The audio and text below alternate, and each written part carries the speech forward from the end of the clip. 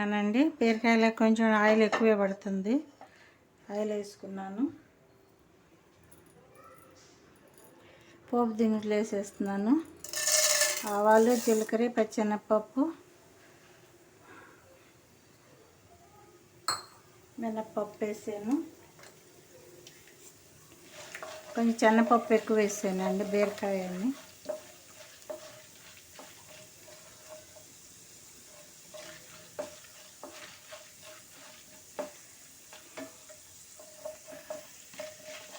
మనకి ఏగినవి ఒక ఎండుమిర్చి వేసుకున్నాను. ఆనియన్స్ వేసేస్తున్నాను.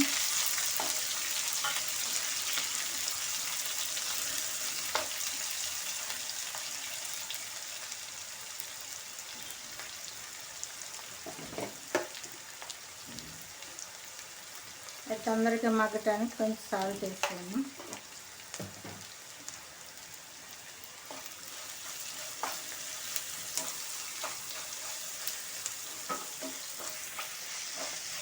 కొంచెం పచ్చివాసన పోతే చాలండి. కరివేపాకు,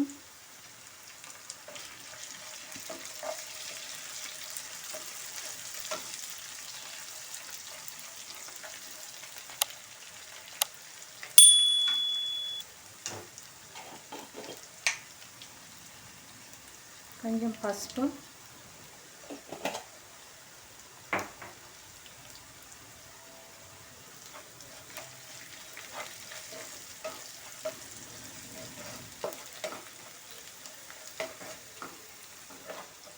మనం దీంట్లో సన్నగా తరిగి పెట్టుకున్న టమాటా,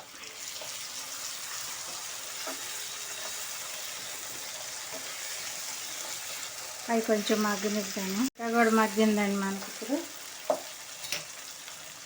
పచ్చిమిర్చి వేసేసుకున్నాము.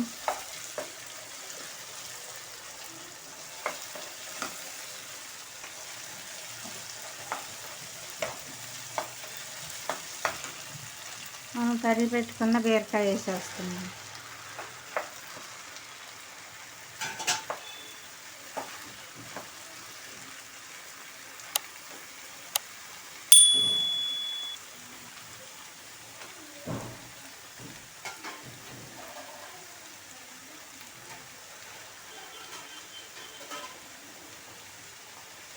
కొంచెం దాంట్లోనే మగ్గుద్దండి. మనము ఒక మూత పెట్టి చూద్దామని. మనకి ఈ విధంగా వచ్చింది. ఇప్పుడు నేను కారం వేస్తున్నాను. దీంట్లో 1.5 స్పూన్ కారం వేసాను. తినే దాన్ని బట్టి అండి కారము.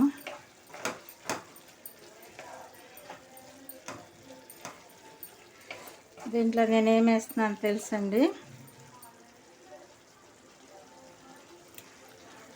టమాటా బీరకాయ చేసుకుంటారు. నేను చింతపండుతో చేస్తున్నాను. కొంచెం చింతపండు పులుసు వేసేది.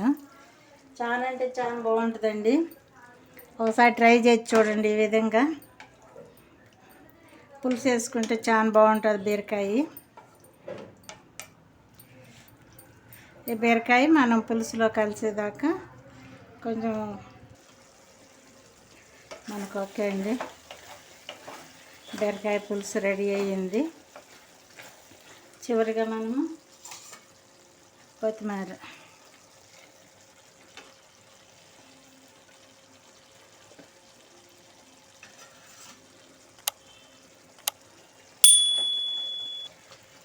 సేవింగ్ బౌల్లోకి తీసుకుందాము.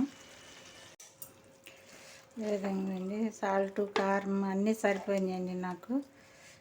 ఈ విధంగా ట్రై చేయకపోతే ఒకసారి ట్రై చేసి చూడండి అండి. చాలా అంటే చాలా బాగుంటుందండి. ఓకేనండి, బాయ్. ఏం లేదండి, టమాటా వేసి చేసుకుంటాము. కాకుండా కొంచెం నేను చింతపండు పులుసు వేసాను అంతేను. ఈ విధంగా రెడీ చేసి చూడండి.